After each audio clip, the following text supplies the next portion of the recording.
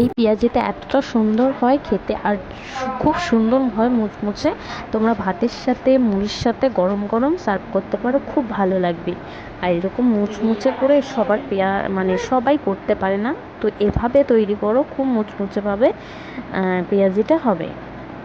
তো কিভাবে করলাম চলো তোমাদের সাথে একটু শেয়ার করি। আমি খুব সুন্দর হয় বলেই ভাবলাম যে তোমাদের সাথে একটু শেয়ার করি। তো এখানে পরিমাণ মতো আমি পেঁয়াজ নিয়ে নিয়েছি, আর এখানে পরিমাণ মতো আমি বেসনও নিয়ে নিয়েছি।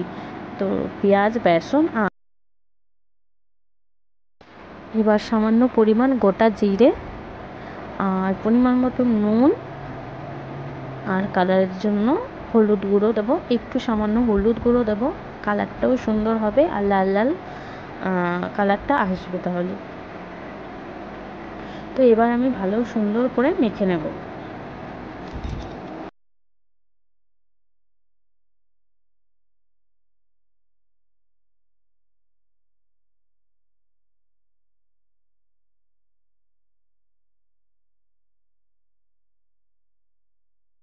তো এটাকে ভালোভাবে মাখিয়ে নিয়েছি। এবার দুটো তিনটে লঙ্কা কুচি করে আমি দিয়ে দিয়েছিলাম ঝালের জন্য।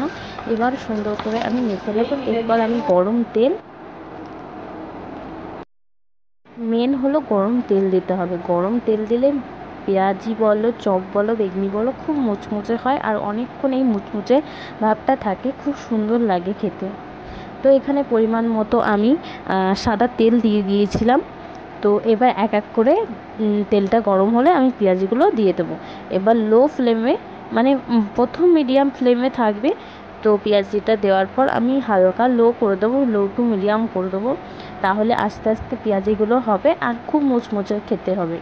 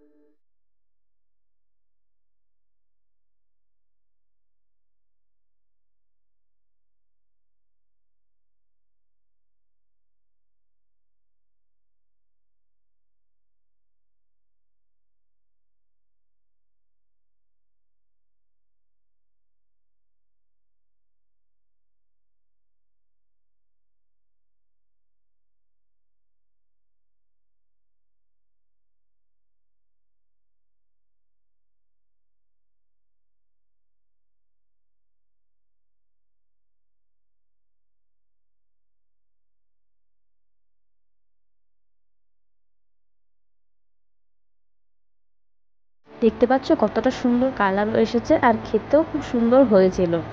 তো এখানে আরেকটু সামান্য পরিমাণ আমি মানে গরম তেল দিয়ে দিলাম, আরেকটু মুচমুচে হবে তার জন্য।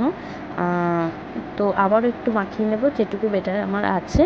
তো আরেকবারও আমার দিতে হবে, একবারে আমার পেঁয়াজি কটা হবে না সব। তো আবারও দিয়ে এবার পেঁয়াজিগুলো আমি তুলে নেব।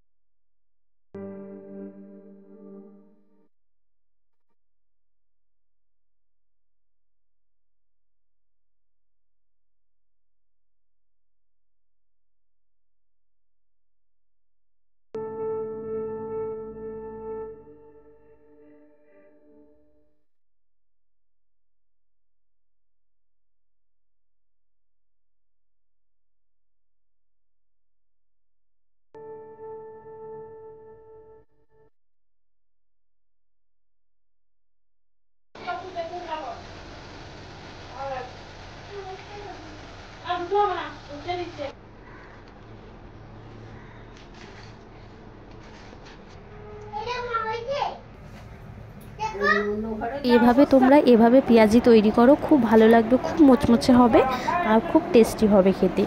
তো তোমরা সন্ধ্যাবেলায় মুড়ির সাথেও খেতে পারবে, শুধুও খেতে পারবে, আর ভাতের সাথেও খেতে পারবে।